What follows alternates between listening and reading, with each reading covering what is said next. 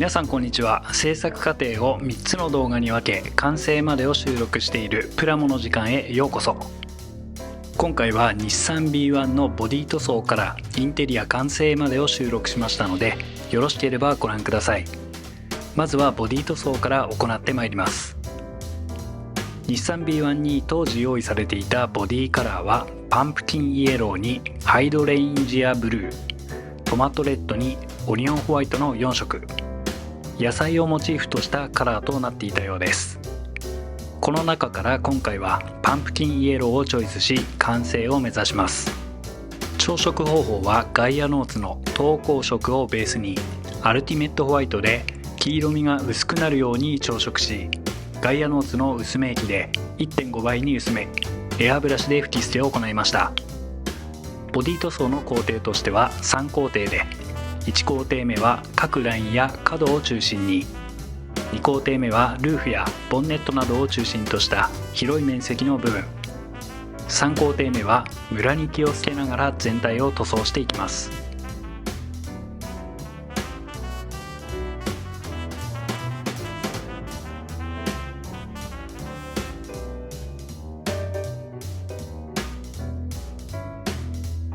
次にエアブラシを使った塗り分けです。まずはインテリアパーツのシートから。シートは明るめのベージュグレーにするのでホワイトサフを塗装しておきます。続いてはブラック系、下回りパーツや後のメタリック塗装のベースとしてガイアノーツのエボブラックを塗装、下回りパーツのアーム類はツヤありのブラックを塗装し、エボブラックとのコントラストを強調します。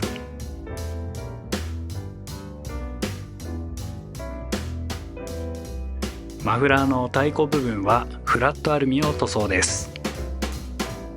ホワイトサフでベースを作っておいたシート類にはクレオスのダークシーグレーを塗装しました。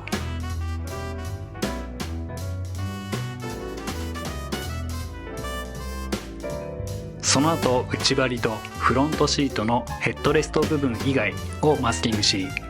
タミヤのラバーブラックをインテリアパーツ全体に塗装しました。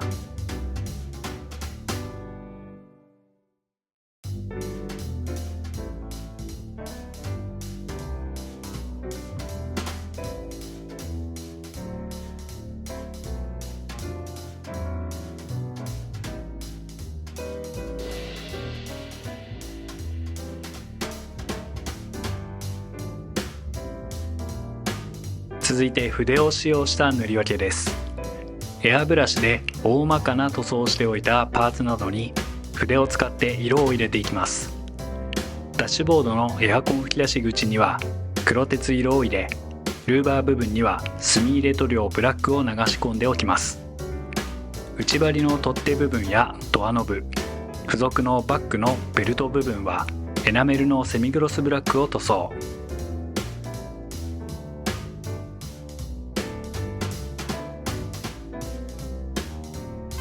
マフラーエンド部分はエナメルのクロームシルバーを入れておきます。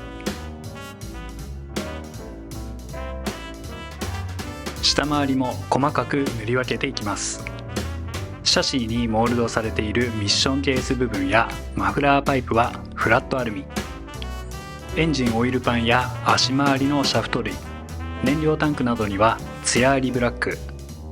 ここでもコントラストを意識し塗り分けを行います。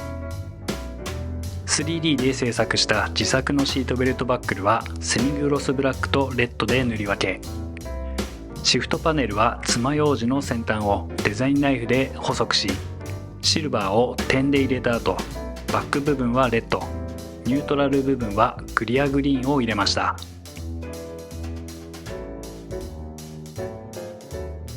次にデカールの貼り付けです。このキットは30年以上前のキットなので、デカールは当然ゾンビ化しているに違いありません。ということでリキッドデカールフィルムを使いデカールを再生していきます。再生といっても手順は簡単で、リキッドをデカールに塗り込むだけ。筆を使い全体に塗り込んでいきます。使い終わった筆は水洗いでリキッドを洗い流すのみ。リキッドが乾燥したら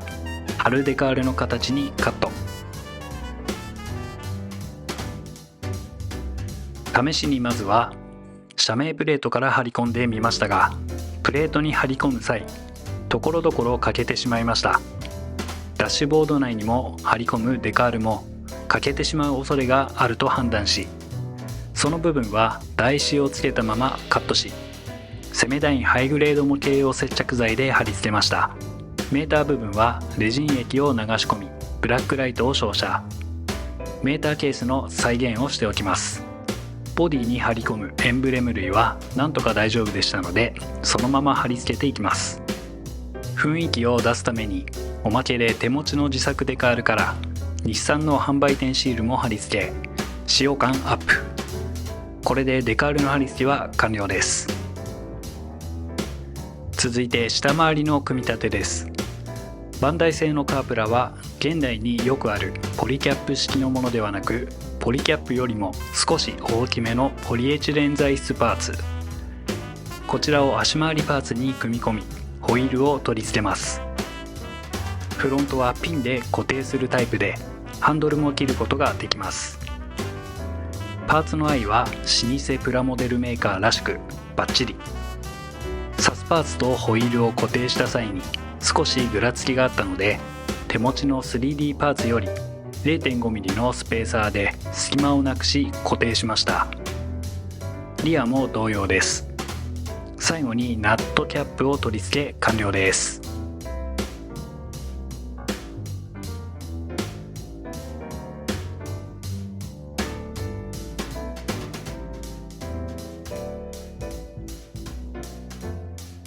最後にインテリアの組み立てです。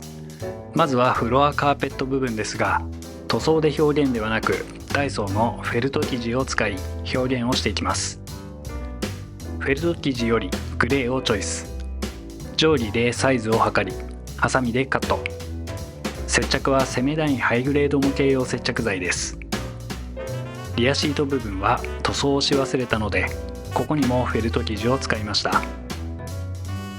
大まかに生地をカットし、形状に合わせて細かくハサミを入れ調整しながら取り付けていきます。リアのシートを取り付けたらカットしたフェルトを貼り付け、センターコンソールまで取り付けておきます。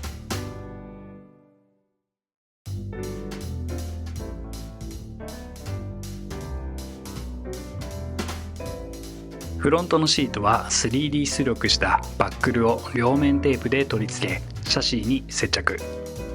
ダッシュボードはキーシリンダー部分に配給パーツのマイナスモールドを取り付け、ハンドル部分やメーターを取り付けていきます。ドアをパカッとさせるので、ダッシュボードと内張りは接着方法を考えつつ進行していきます。今回はここまで。次回は完成までをお届けする予定です。ご視聴いただきありがとうございました。